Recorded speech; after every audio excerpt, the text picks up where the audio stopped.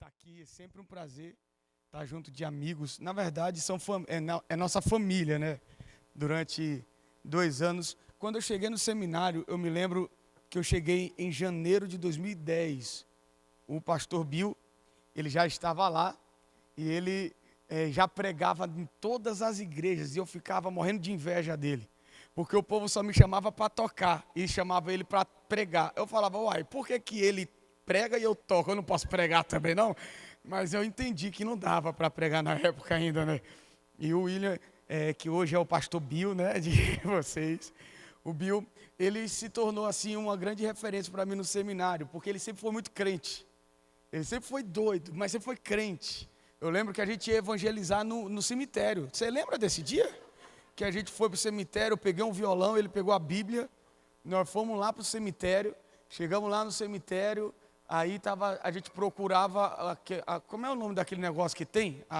Não é cerimônia, quando você vai, é o velório lá, né? Tá rolando lá, a gente encontrava uma que não tinha pastor, e aí eu entrava com o violão, ele com a Bíblia, aí a mulher que estava fazendo, que era lá do cemitério, achava que a gente estava com a família, o povo da família achava que a gente estava com a mulher, e aí a mulher falava assim, ó, você pode tocar aí? Eu posso, a gente tocava, aí a gente quer dar uma palavra também, me dava, e aí botava a mão na cabeça do povo, e aí virava uma confusão. Foi um tempo que a gente cresceu muito em Deus, moramos juntos, já experimentamos muito de Deus, já experimentamos muito da dependência de Deus. A gente participou também de todo o movimento quando ele veio para aqui, para Juiz de Fora, primitivos, aquela confusão toda, tá, jovem para um lado e para o outro, e não tem para onde correr, não tem como esconder o chamado que o pastor de vocês carrega, não tem como negar que o que Deus tem para fazer através da igreja aqui em Juiz de Fora vai ser algo que vai além da capacidade humana de entender. Vocês vão revolucionar não só Juiz de Fora, mas todo o estado de Minas, toda essa região. Quem crê comigo diz amém. Creio nisso, porque eu honro muito o que o pastor de vocês carrega. Eu só estou aqui para poder agradecer. Vou me comportar, vou fazer direitinho, vou tentar pregar. Não vou conseguir pregar no nível dele, mas alguma coisa eu acho que você vai receber da parte de Deus nessa noite. Quem está aqui comigo diz amém. Bem, eu sou o pai, eu sou o esposo da Raíssa, pastora comigo na igreja Recomeçar no Rio de Janeiro. Nossa igreja é uma bebê, tem 7 meses. A gente está vivendo ali na Barra um tempo muito de Deus, um tempo muito gostoso, favorável da parte de Deus. Sou pai de 2 milagres, né, de 2 presentes, a Manuela de 7 anos, o Miguel de 4 anos. Agora em setembro cada um faz aniversário, né, então vai para 8 e 5. E estamos juntos aí para viver o propósito de Deus, tá? Eu não vou falar muito que eu quero pregar. O William disse que eu posso ficar aqui até meia-noite pregando, então eu vou ficar à vontade, né? É quarta-feira, né? Aleluia! É do manto aqui o culto, então eu vou ficar à vontade, porque eu sou pentecostal, irmão. Eu vim daquelas igrejas do manto, dos mistérios, da língua estranha, de rodar no manto. Eu sou desse povo. Então eu vou vir aqui para ficar assim. Quando o irmãozinho do teclado se sentir à vontade, ele pode vir aqui para ficar comigo na ministração, tá? Vai ser de Deus. E eu trouxe hoje um livro, né? Eu sou escritor de alguns livros, mas hoje eu trouxe só alguns dos que sobraram desse novo livro que eu escrevi no final do ano passado, o livro chamado Profeta, Sacerdote e Rei. Esse livro, ele é um presente de Deus porque durante muito tempo a gente tem vivido esse ministério. Eu tenho 36 anos, me considero ainda um jovem pastor, mas a gente já vive ministério há muito tempo, desde antes do seminário, e desde que fomos para o seminário, já se passaram aí 14 anos, que a gente vive integralmente para ensinar, para pregar e para viver a vontade de Deus. E nesses tempos, vivendo esse chamado de ensino, Deus me deu a graça de escrever alguns livros, inclusive esse. Esse livro, ele é uma expressão do Evangelho a partir do livro de Hebreus. Eu não sei, mas muitas vezes nós olhamos para a Bíblia e nós queremos ter compreensão de tudo que nós temos, podemos e queremos, mas nós nem sempre entendemos a real essência do Evangelho, o que de fato é o Evangelho. E o Evangelho não se resume às bênçãos que a gente tem que receber, as chaves que vão dar, é chave de ouro, é chave de prata, de bronze, é tanta chave. E a gente às vezes se esquece que a essência do Evangelho é Jesus. Não adianta de nada você viver o Evangelho e não entender quem Jesus é. Aquilo que a Bíblia aponta para Jesus. E é por isso que eu escrevi esse livro. O livro de Hebreus é uma das maiores pregações do Evangelho do Novo Testamento. Também um dos livros mais complexos teologicamente falando, porém riquíssimo. É um livro onde Jesus é exposto de todas as formas. Onde você vai encontrar um Jesus menor do que os anjos e aonde você vai ver um Jesus maior do que os anjos. A Bíblia fala que no livro de Hebreus, Jesus ele teve que descer ao mais baixo nível depois do pecado que ele levou sobre si. Só que ele saiu desse lugar e hoje está assentado à destra do Pai no mais alto lugar. Então Jesus, ele abriu mão de toda a sua glória, foi lá embaixo, viveu tudo o que viveu, e então ele não só se levantou, como ele nos trouxe para essa realidade nele. E aqui nós vamos entender, e é por isso que você vai ver sempre no livro de Hebreus uma comparação.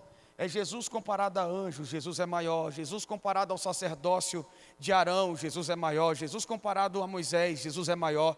Então todas as comparações da lei ou do tempo do Velho Testamento, o escritor de Hebreus está nos provando que Jesus Cristo é muito maior.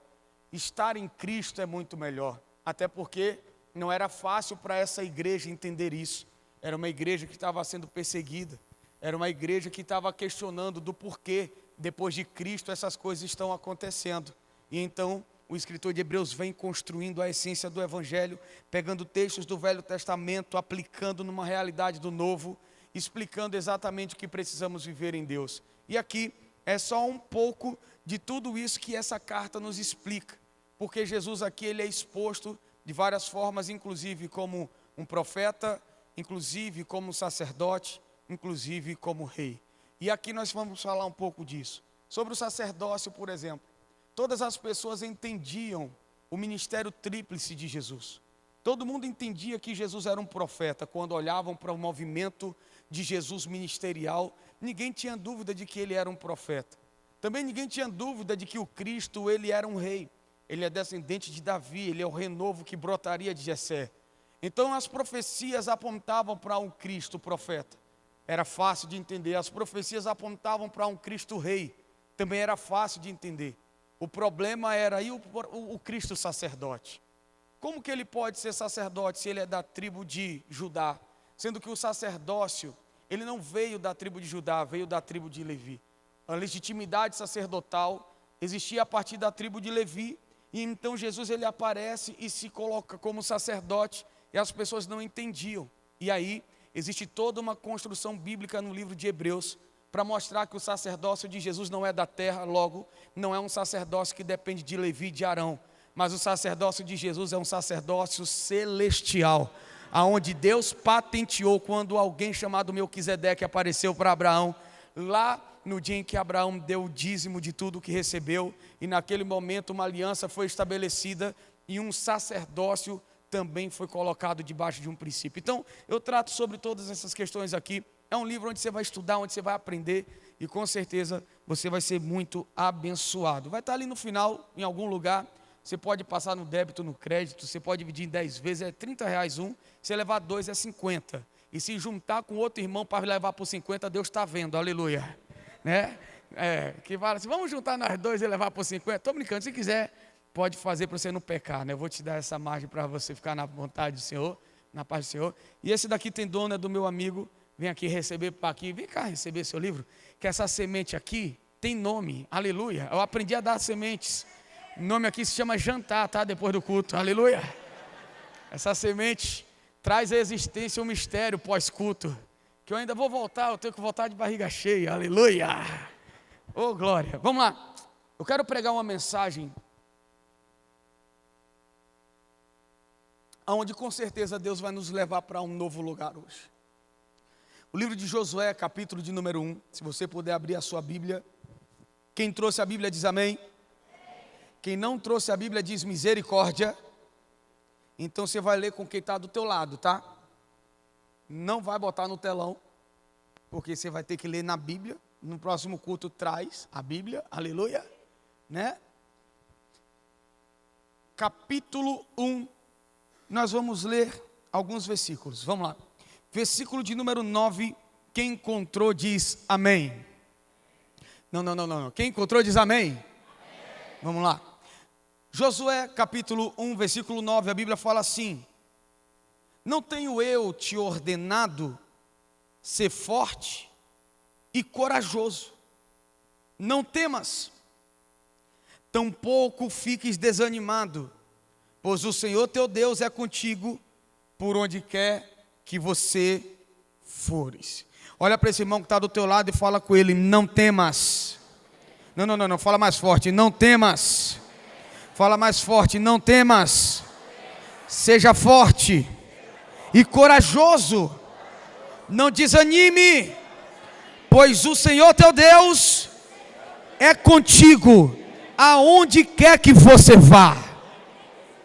Continua o texto. Você tem que entender isso, porque a partir disso nós vamos continuar. Então Josué, entendendo o que Deus falou, ordenou aos oficiais do povo, dizendo: passai pelo meio do acampamento e ordenai ao povo, dizendo: preparai o vosso alimento, preparai. Em algumas outras versões vai estar escrito: vossas provisões. E depois ele vai dizer: pois em 3 dias atravessareis sobre esse Jordão, para entrardes na posse da terra que vos dá o Senhor vosso Deus, para possuí-la. Você pode dizer um amém por isso? Olha para mim, que eu preciso falar um pouco com você sobre isso, e já já a gente começa a pregar. Eu acho extraordinário todo o contexto do livro de Josué. Quando nós falamos do livro de Josué, naturalmente nós estamos recebendo uma informação. O livro de Josué, ele narra um novo tempo. O livro de Josué, ele narra uma nova estação. Quando você olha para o livro de Josué, você já tem uma informação muito clara diante de você. É que o livro de Josué é o começo de um novo começo. Se eu pudesse falar de uma forma mais específica, o livro de Josué aponta para um recomeço. Repete comigo: recomeço. Então, quando Deus levanta Josué, Deus sabe que Josué será levantado para um novo tempo. Deus sabe que Josué será levantado para uma nova estação. Deus sabe que Josué, ele vai encabeçar um novo tempo para o povo de Israel. Um tempo bem diferente do que Moisés viveu. Um tempo bem diferente do que o povo estava acostumado a viver. Porque quando nós olhamos um pouco para trás, nós vamos nos lembrar de toda a experiência que esse povo viveu no deserto. E se olharmos um pouco mais para trás, nós vamos poder nos lembrar da experiência que esse povo viveu, quando Moisés, de uma forma sobrenatural, guiado por Deus, liberta o povo do Egito, de todo aquele processo de escravidão. É natural que quando nós falamos de deserto, e essa é uma pregação que nós já ouvimos desde que estamos numa igreja, nós sabemos que o deserto nunca foi e nunca será um lugar aonde você vai construir. Desertos não são lugares de construções, desertos não são lugares de habitações. Desertos geralmente são lugares de passagens. E eu gosto mais desse nome porque eu acho que o deserto ele tem, além de uma função de ser um lugar de transição, eu gosto da ideia de que o deserto é sempre uma escola. Eu costumo dizer que o deserto ele tem um quê pedagógico da parte de Deus. Todas as vezes que nós apontamos para a Bíblia e vemos na Bíblia desertos, nós vamos ver que deserto sempre precede uma conquista. Deserto sempre precede um novo tempo. Desertos sempre precedem um posicionamento.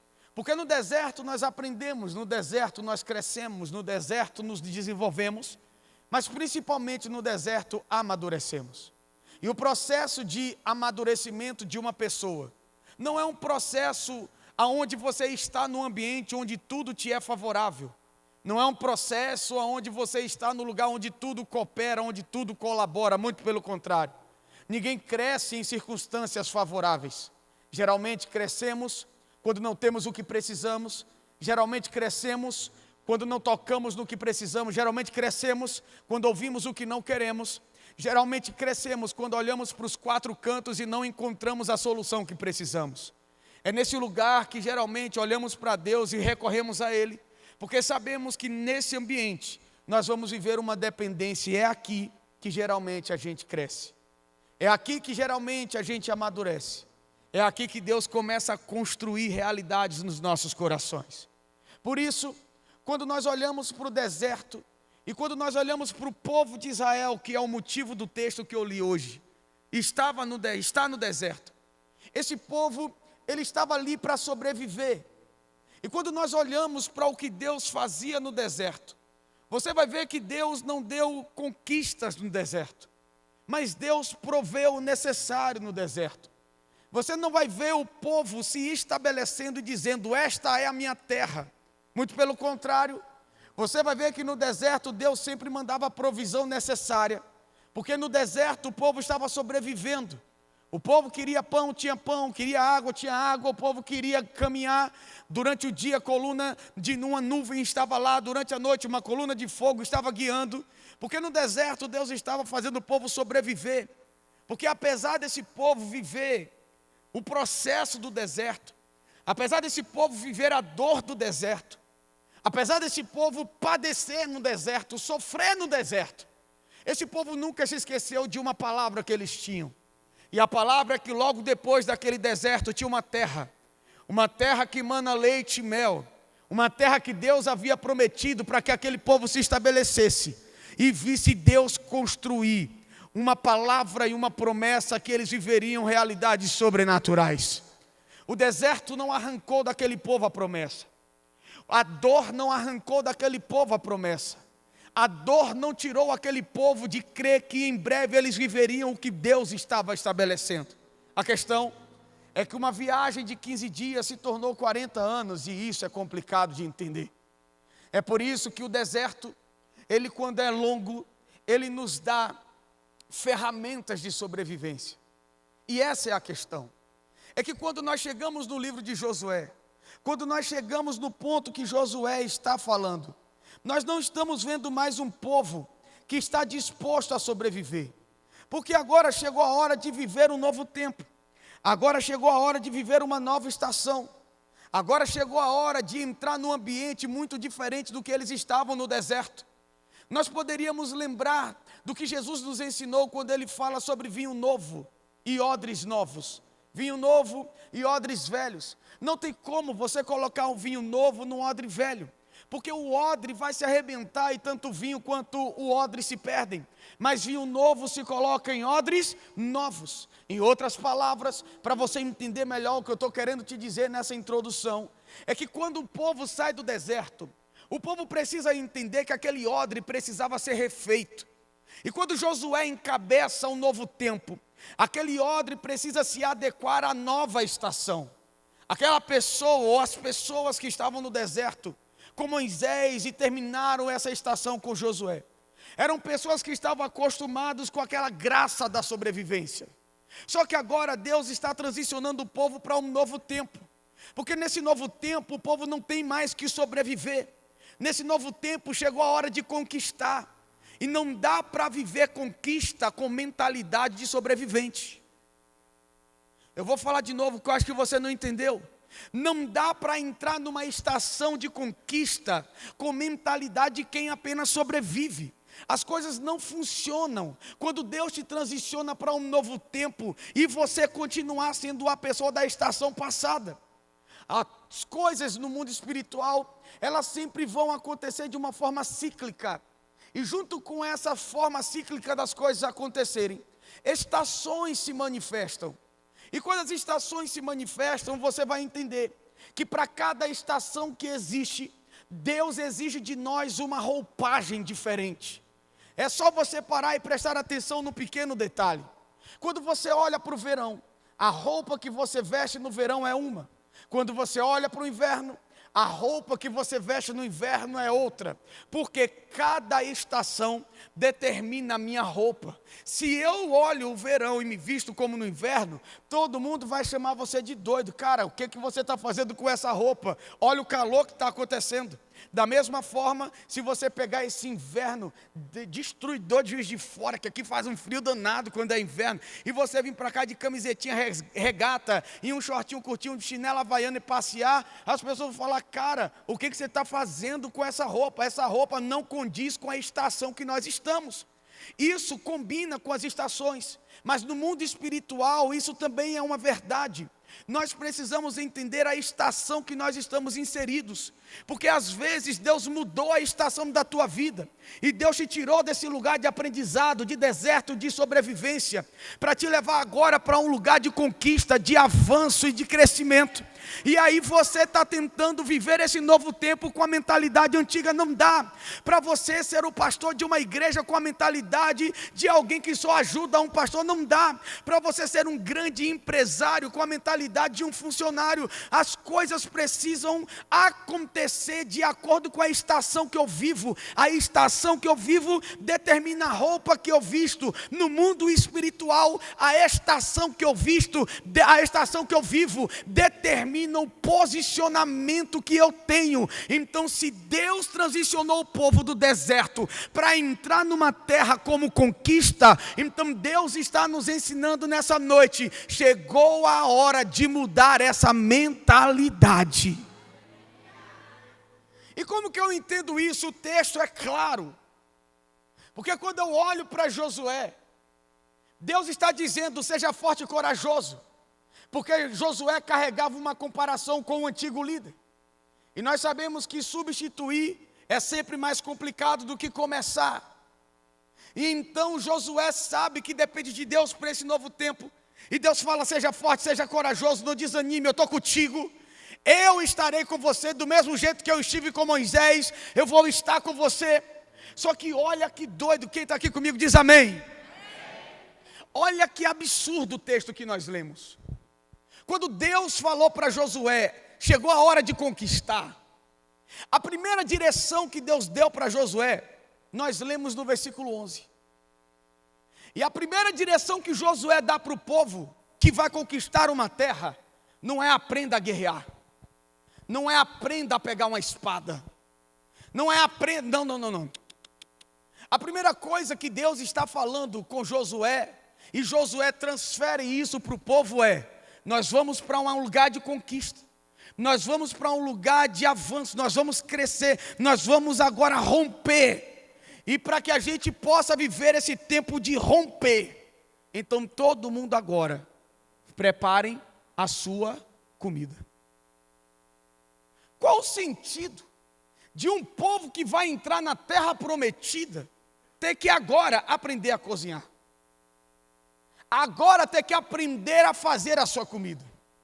Porque a primeira direção de Deus é muito clara: aprendam, preparem a provisão, preparem os alimentos. Eu sei que algumas irmãs aqui precisam dessa palavra profética, aleluia. Já aproveito para profetizar para essa pessoa que está do teu lado e fala assim: aprende a cozinhar, irmão. Aleluia, né? Glória a Deus. Olha para o irmão que está do outro lado, para ele não ficar com ciúme, é ele que precisa ou ela. Olha para ela e fala assim: ó, aprende a cozinhar, meu irmão. Aleluia, aleluia.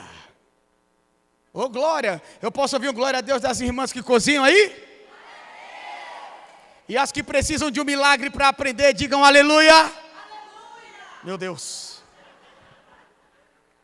eu creio que Deus vai fazer, aleluia. Deus é um Deus de milagres. Mas parece estranho, parece esquisito, mas quando eu olho a Bíblia, a primeira coisa que Deus fala com o povo que vai conquistar é: aprendam a cozinhar. Preparem agora o alimento. Mas qual o sentido de Deus falar prepara o alimento e depois Ele dizer, porque em 3 dias vocês vão entrar, vocês vão atravessar esse Jordão, e quando vocês atravessarem esse Jordão, vocês vão entrar na rota de conquistar o que eu disse que era de vocês. Quem tem uma palavra de Deus aqui, diga glória a Deus. Quem tem uma promessa do Senhor aqui, diga glória a Deus. Então me escuta aqui, me entende. O que Deus está falando é simples. No deserto, quando o povo vivia como sobrevivente, o povo não precisava cozinhar. Quando dava o momento da fome, o pão caía do céu. Durante 40 anos, esse povo foi cuidado por Deus.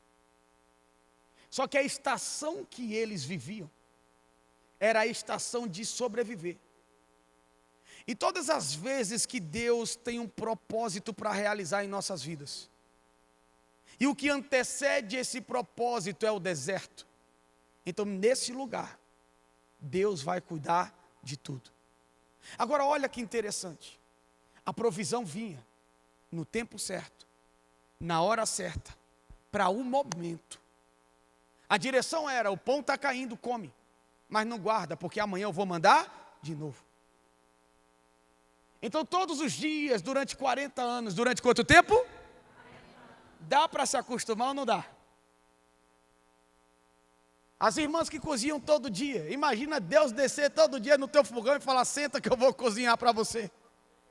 E durante 40 anos, você ter Deus colocando a comidinha na tua boca. Aleluia! Todo mundo se acostuma.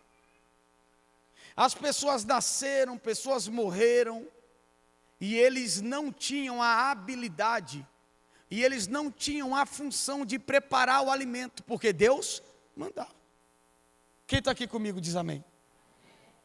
Então Deus se encarregava de mandar a provisão. O pão caía do céu, o povo tinha sede, a água saía da rocha. Reclamaram do pão, veio as aleluia. Codornizas, aleluia. Saiu certo dessa vez, não saiu? Acho. Saiu não? Codornizas, aleluia. Codornerebecobia. Assim ficou melhor, aleluia. Então era um povo que durante 40 anos aprenderam a arte de sobreviver, com Deus provendo tudo. O maná todos os dias caía. As pessoas todos os dias se alimentavam. Só que quando existe essa transição, e Deus dá uma ordem, Josué capítulo de número 5, Deus faz um decreto. Quando as pessoas próximas à terra comem do fruto, a Bíblia diz algo que mudou a história desse povo, que também vai mudar a tua história nessa noite. O que Deus disse? Josué, o maná acabou. Aquilo que eu fazia para vocês todo dia, acabou. Aquela provisão que eu mandava todo dia, acabou. Porque a estação mudou. E se a estação mudou, a mentalidade tem que mudar. É por isso que tem pessoas aqui me ouvindo agora. Deixa eu descer, será que meu joelho aguenta? Existem pessoas aqui agora que estão me ouvindo, que questiona a Deus o fato daquilo que sempre vinha todo mês não está vindo mais. A impressão que você sempre teve é que Deus sempre cuidou de você, Deus sempre proveu tudo o que você precisava. E agora parece que Deus se esqueceu de você, porque o que vinha todas as vezes para te fazer sobreviver, agora não está vindo mais. E eu vim aqui para ser boca de Deus e falar para você: ei, o maná cessou. Crente não vive de maná a vida toda. Pessoas que têm promessas não vivem de maná a vida toda. O maná é provisório. O maná é por um tempo determinado. O maná é só para você sobreviver. Mas Deus não te chamou para sobreviver. Pelo menos na Bíblia que eu leio, a Bíblia fala que Ele veio para que você tivesse vida, mas tivesse uma vida abundante. E quando o maná acaba, é porque Deus está nos dando uma informação. A estação mudou. Aquilo que eu fazia, agora chegou a tua hora de fazer. Aquilo que eu me movimentava, agora chegou o seu momento de se movimentar. Porque na hora de viver conquista, você precisa se posicionar diferente da forma que você vivia quando apenas sobrevivia. Não dá para entrar no novo tempo, numa nova estação, viver do que Deus tem para a tua vida, apenas com a realidade do que você viveu no passado. O que você viveu lá atrás te trouxe até aqui, mas o que vai te levar para o lugar que Deus disse que você vai chegar, você precisa se posicionar agora, mudar agora, ter uma mentalidade diferente agora, a moldar ou moldar a tua mentalidade, aquilo que Deus tem para fazer na sua vida. O que você viveu até aqui foi maravilhoso, mas já te trouxe para o hoje. A questão é que as sementes do passado te fizeram quem você é hoje, mas as sementes de agora, o posicionamento de agora, a minha vida e conduta de agora, irão me conduzir para um lugar aonde eu não vou mais sobreviver, mas aonde eu vou conquistar. É um tempo de Deus. E nós precisamos entender isso, que quem tem promessa, quem tem palavra, tem que aprender a se mover. Quem tem promessa, quem tem palavra, tem que aprender a se movimentar. Esse negócio de as bênçãos do Senhor, Deus me abençoa, Ele não vai te abençoar, porque Deus já te abençoou com toda sorte de bênçãos espirituais nas regiões celestiais em Cristo Jesus. Mas essas bênçãos que você tem esperado para romper na nova estação, elas não virão enquanto você não começar a se movimentar nesse novo tempo. Quando nós falamos dos dons espirituais, os sinais acompanharão quem crê. Presta atenção. O sinal não vai te pegar quando você estiver parado. Os sinais acompanham. Tem que ter alguém andando, se movimentando, para os sinais te encontrar. A Bíblia fala que as bênçãos acompanharão. Então o que você precisa não vai chegar antes de você se movimentar. Você tem uma palavra, mas espera a provisão para fazer. Você tem uma palavra, mas espera a porta para entrar. Quem tem palavra não espera a provisão, vai na direção da terra. Porque é durante a caminhada, é durante o teu movimento que Deus te encontra. Porque a fé, ela não se move com base naquilo que você vê. A fé é sempre uma realidade que você age primeiro para que Deus complete aquilo que tem que ser feito.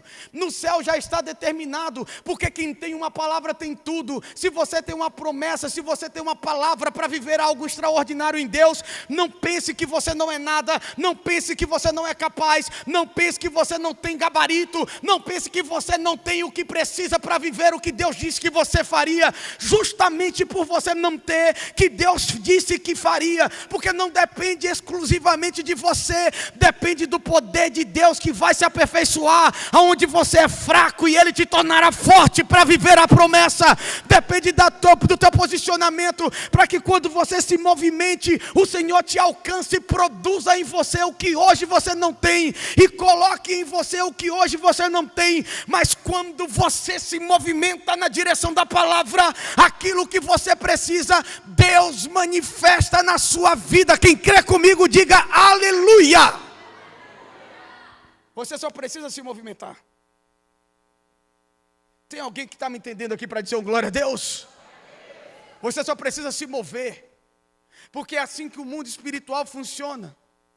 Todos nós falamos, Deus abriu o mar vermelho para o povo de Israel passar, a gente até canta.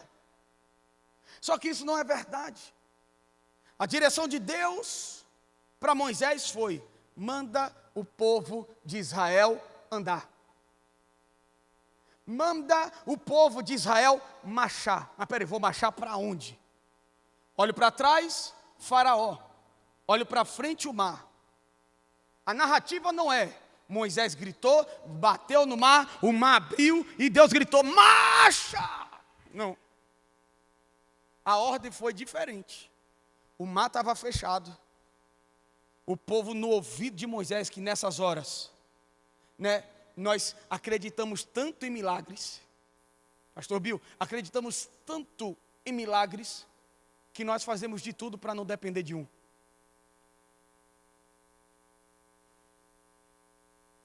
Silêncio da morte. Não é um pouco contraditório com o que a gente crê? Porque quando você fala assim, milagre, você fala assim, deu ruim. Não tem mais o que fazer, não tem como resolver. Eu acabei com todas as minhas chances, tudo que eu tentei, não tem mais como.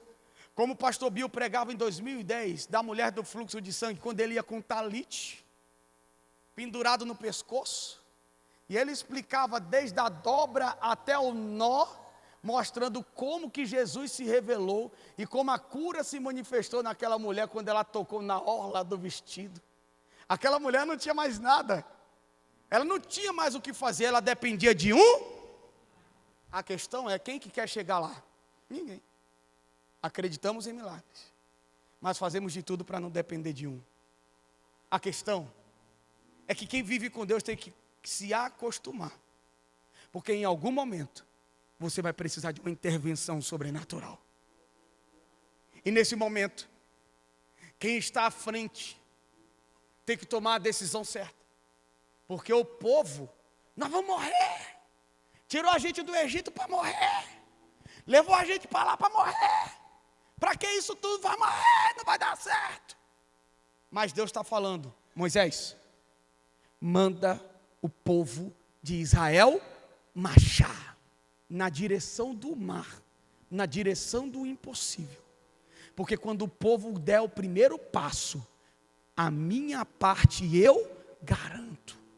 E então quando o povo começa a andar, então Deus entende um princípio de fé. Eu dou o primeiro passo e o céu faz aquilo que é preciso para que eu atravesse. É sempre assim. Eu me movo baseado na palavra que eu tenho. Quando Pedro está naquele barco e Jesus está andando sobre as águas, a Bíblia fala que Pedro faz uma afirmativa e abre uma pergunta e diz: se é você, me manda ir ter contigo andando sobre as águas. E a Bíblia fala que Jesus responde como? Vem, vem. E sobre a palavra que Jesus liberou, Pedro desceu do barco e andou sobre as águas. Pedro não conferiu se a água estava numa estrutura que aguentaria com que ele ficasse. Pedro simplesmente se lançou, e quando ele desceu do barco, eu não sei o que aconteceu, a ciência não consegue explicar, ninguém consegue dizer exatamente o que teve naquele dia, mas eu sei que um homem comum como você e eu andou sobre as águas. Foi a mesma coisa que Pedro aprendeu sobre a tua palavra: lançarei a rede, porque eu já fiz tudo que poderia ser feito e nada aconteceu. Então quem tem uma palavra tem tudo. Olha para esse irmão que está do teu lado, que é ele que tem que ouvir isso hoje. Olha para ele e fala com autoridade: quem tem uma palavra tem tudo. Agora olha para o desviado do outro lado aí, que é ele que tem que ouvir, o do outro lado, e fala com ele: quem tem uma palavra tem tudo. Então entende isso, se movimenta. Faz a tua parte do processo. Se Deus te deu uma palavra, talvez você não tenha o necessário, talvez você não seja bom o suficiente, mas se Deus disse que vai fazer através da tua vida, acredita, Deus vai fazer. Se Deus disse que vai realizar algo sobrenatural na tua vida, acredite, Deus vai fazer. Se Ele diz que vai te levar para um lugar onde a sobrevivência vai acabar, e agora Ele vai te colocar no lugar estruturado, Ele vai te colocar no lugar onde você vai romper, onde você vai crescer, e o tempo de sobrevivência vai acabar. Então se movimenta, porque o maná acabou, não tem mais aquilo que cai todos os dias. Chegou a hora de fazer alguma coisa, chegou a hora de se movimentar. Essa nova estação precisa de um homem, de uma mulher diferente do que foi até aqui. Deus conta com o teu posicionamento, Deus conta com a tua movimentação, Deus conta com uma nova mentalidade, para que hoje um novo ciclo se inicie na tua vida, para que hoje um novo ciclo se inicie no tempo e na vida dessa igreja. Chegou a hora de romper.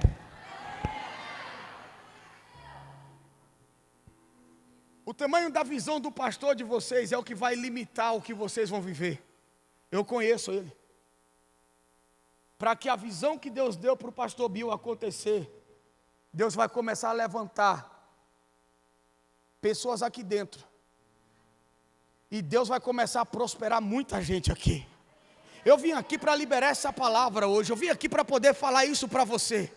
Vai começar a movimentação aqui de crescimento nessa igreja.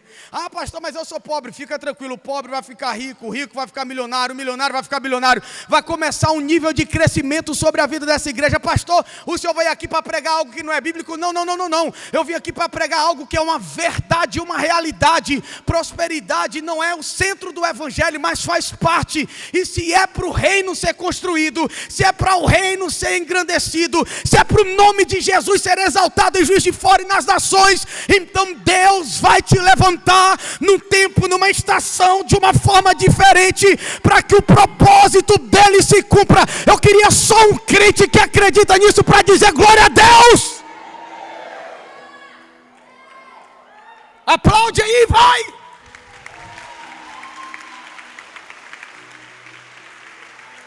Arabacaia sorebequia sore. O pessoal do louvor pode vir aqui para parecer que está acabando?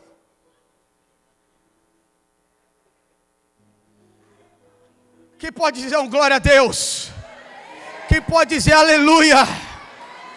Pessoas de outras nações vão vir ver o que está acontecendo nessa igreja. Pessoas de outras nações virão aqui para saber o que essa igreja está fazendo em Juiz de Fora, gente. Deus vai começar a transicionar essa igreja. Chegou um novo tempo, chegou um ciclo novo. Esse tempo de 7 anos, Deus já provou, já visitou e vai vir para inspecionar esse ano. Mas fica tranquilo, vai virar o 7º ano aí, e uma nova estação vai vir sobre a vida de vocês. E não é só sobre a vida do altar, não é só sobre a vida da igreja como um todo, mas Deus vai começar a transicionar pessoas aqui. Quem é sobrevivente vai começar a entrar numa estação de conquista. Aleluia.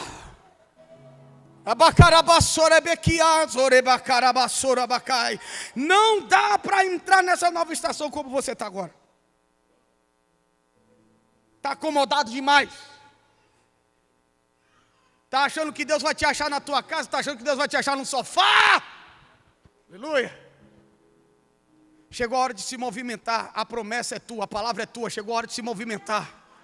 Chegou a hora de ir na direção. Deus falou que você vai ser um grande pregador do evangelho. Então acorda para a vida. Seminário, estuda a palavra, lê a Bíblia. Ao invés de gastar dinheiro com o McDonald's, vai comprar livro. Ao invés de ficar fazendo o que não tem que fazer, vai orar. Chegou a hora de fazer o que Deus disse que você faria. Se veste do teu futuro agora.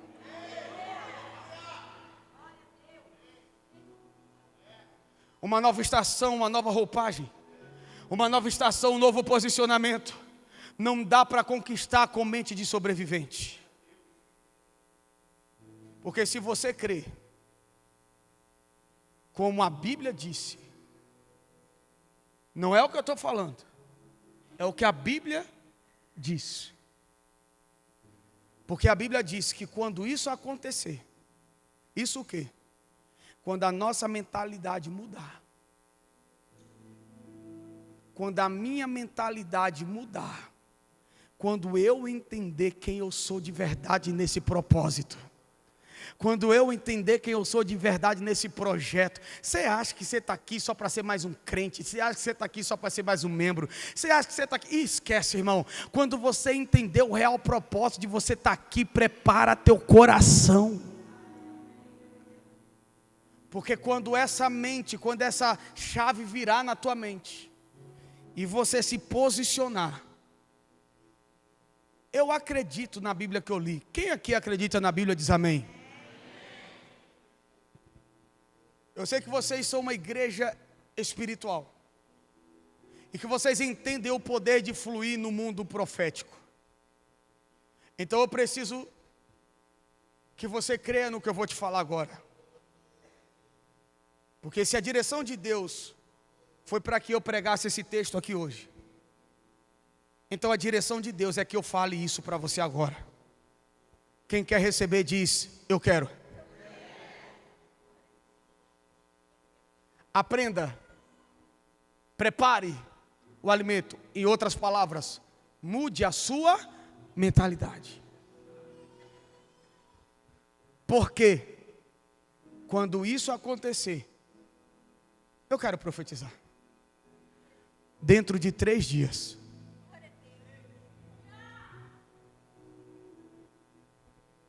Alguém abre aí. Josué 1, versículo 11. Quem está com a Bíblia aberta? Cadê? Quem vai achar primeiro? Levanta a mão.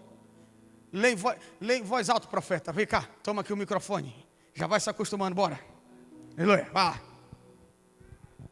Josué 1,11 diz: Que isso? Estou todo arrepiado, meu Deus. Vai, calma, vai. Devagar, que a voz é de trombeta, né? Passai pelo meio do arraial e ordenai ao povo, dizendo: provede-vos de comida, porque dentro de 3 dias passareis este Jordão. Peraí. Provede-vos de comida, porque dentro de quê? 3 dias. Porque dentro de quê? 3 dias. O que vai acontecer com esse povo? Passareis este Jordão. Peraí. Então quer dizer que toda vez que uma mentalidade muda, uma nova estação começa.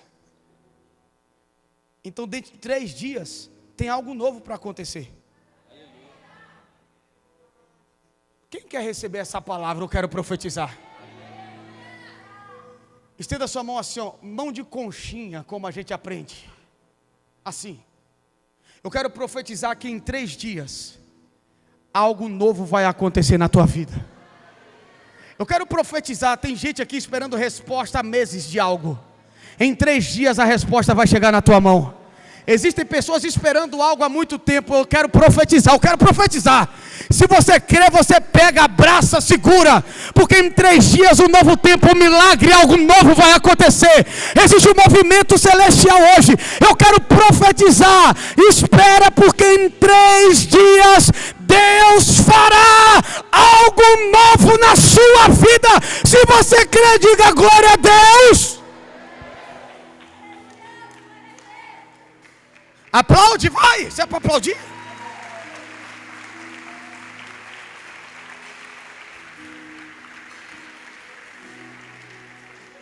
Eu vou terminar agora.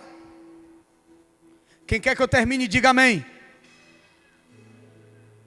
Quem quer que eu continue, diga glória a Deus. Fala para o pastor da igreja que eu posso continuar pregando então, aleluia. Olha para mim e guarda isso no teu coração. Eu sinto. Existem pessoas aqui hoje que não estão entendendo algumas coisas na vida. E eu quero te dar uma palavra. A tua vida é o teu preparo. A tua vida é o teu preparo. Eu poderia passar a noite toda te explicando isso. Em 1 minuto eu te explico e termino a mensagem. Um menino nasceu. Tentaram matá-lo. Foi colocado no rio. Criado por uma mãe que não era dele. No meio de um povo que não era dele. Esse menino se chama Moisés. A mãe e o pai estavam vivos. Mas teve que ser criado fora. Imagina quando Moisés descobriu a dor que ele não sentiu. Imagina quantos questionamentos Moisés não poderia ter. Mas Deus, por quê? Por que eu não fui criado pelos meus pais? Por que eu não vivi no meio do meu povo? Por que eu tive que ir para o palácio, viver como egípcio? Criado por pessoas que têm uma cultura que não é a minha, para adorar deuses que não é o meu Deus. E a história vai nos mostrar que quando Moisés descobre essa verdade, ele tenta se conectar à sua origem. E quando por fim ele acha que tudo vai ter uma solução, ele vê um egípcio maltratando um hebreu.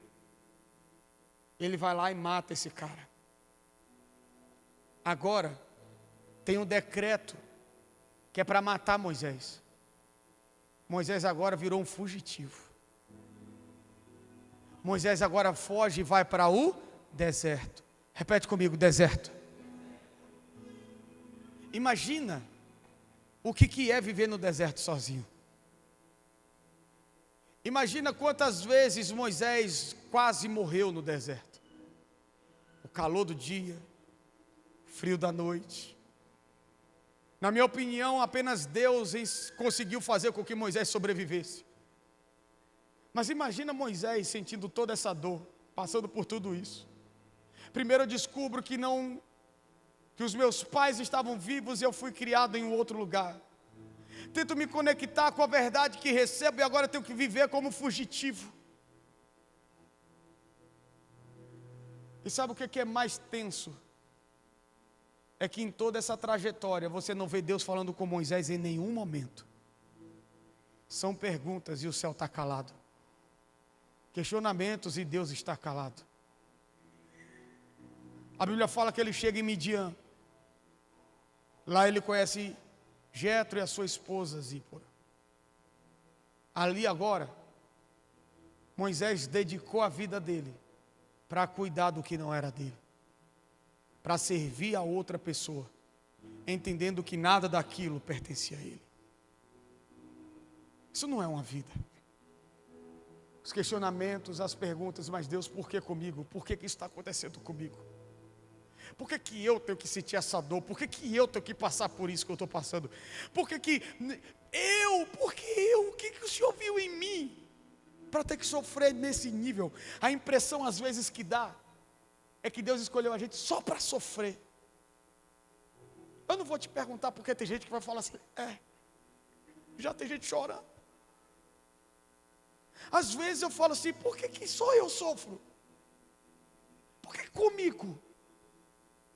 E sabe qual que é o pior de tudo? É que quando Moisés faz essas perguntas, cadê Deus? Sumiu. Desapareceu na cabeça de Moisés, sim. Mas Deus estava no controle de tudo. Até o dia que Deus aparece numa sarça. A sarça está pegando fogo no meio do deserto, aleluia. E então Moisés se vira para ver e vai ver o que está acontecendo. E quando ele chega lá, Deus fala assim, Moisés, tira a sandália dos teus pés, porque a terra que tu pisa é santa. Isso aqui pode me levar para vários lugares, mas eu quero falar uma coisa. Aquela terra era a terra da dor de Moisés. Aquela terra era a terra do processo de Moisés. Aquela terra era a terra do sofrimento de Moisés.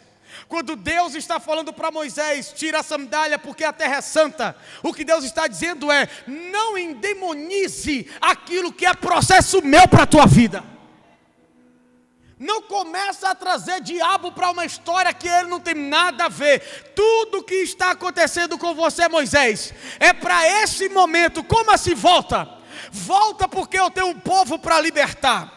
E para você libertar o povo, tem que falar com o faraó. E para você falar com o faraó, você pode, porque você sabe, você nasceu lá. Você sabe como se comportar. Você sabe a língua. Você sabe o projeto. Você sabe a forma, a conduta, o meio. Ninguém lá, Moisés, saberia a forma de falar com o faraó. Mas eu sabia que você era forte para isso. Eu já contava com você quando você nasceu. Você foi escolhido para esse propósito. Então eu sabia que você não iria desistir. Eu sabia que você não iria retroceder. Então vai, fala com o faraó, porque nenhum do povo de Israel tem a capacidade de fazer isso. Então Moisés vai, Moisés fala, e Moisés dá a palavra, nós vamos sair. No final de tudo eles saem, e para onde eles vão? Para o deserto, porque só guia a multidão no deserto quem passeou por lá sozinho. Todos os lugares que Deus levou Moisés, Deus só levou porque antes Deus estava o preparando. E como que as pessoas aceitaram Moisés? Simples, porque quando Moisés começou a servir o povo reconheceu quem ele era. A dor que Moisés viveu na vida dele, não foi dor de abandono, não foi dor de desprezo, foi dor de preparo. A vida de Moisés foi Deus preparando ele para o propósito. E eu vim aqui para te dizer, a tua vida é o teu preparo. Não é para te matar, é para te construir. Não é para te destruir, é para te levantar. Quem está aqui comigo diz amém. Porque nessa nova estação, as suas mãos serão um reflexo da sua mentalidade. As suas mãos serão um reflexo da sua fé. Chegou a hora de viver uma nova estação. Chegou a hora de viver um novo tempo. Você já deveria estar com a mão levantada há muito tempo, dando pelo menos um glória a Deus. Chegou a hora de se comportar diferente. Chegou a hora de se levantar. Chegou a hora de erguer a cabeça. Chegou a hora de entender que Deus tem um projeto para a tua vida. Podem ter falado muita coisa sobre você, que você não ia dar em nada, que você nasceu para sobreviver. Podem ter dito que você estava aqui na vida porque você foi um acidente. Podem ter falado o que quiser sobre você, mas eu vim aqui para te falar: Deus conta contigo. Ele tem um propósito na tua vida, Ele tem algo grande para realizar. Você foi chamado para um grande propósito, algo que é maior do que você, algo que é maior do que eu, algo que é maior do que qualquer outra pessoa. Então entende uma coisa: chegou a hora de se levantar, chegou a hora de estar de pé, chegou a hora de se movimentar, de ir na direção do que Deus disse que é para você fazer. E se prepara, um novo tempo, uma nova estação está vindo sobre a tua vida. Deus está fazendo algo novo sobre você. Quem crê, diga glória a Deus. Em 3 dias o novo tempo começa. Em 3 dias Deus vai trazer respostas. Em 3 dias milagres vão acontecer. Você precisa crer. Você precisa crer como Noé acreditou. Constrói uma arca, eu vou construir. Eu não sei, mas eu vou. Eu não sei como, mas eu vou. Não importa como, mas se eu tenho uma palavra, eu vou me mover. Eu vou acreditar. Eu vou romper. Somente aqueles que vão romper. Somente aqueles que vão viver um novo. Somente aqueles que vão se lançar para essa nova estação. Dá um salto dessa cadeira aí, meu irmão, e dá um brado de vitória a Ele. Aleluia. Você pode levantar as suas mãos, você pode exaltar o nome do Senhor, você pode adorar o nome dEle. Aleluia. Aleluia. Levante suas mãos.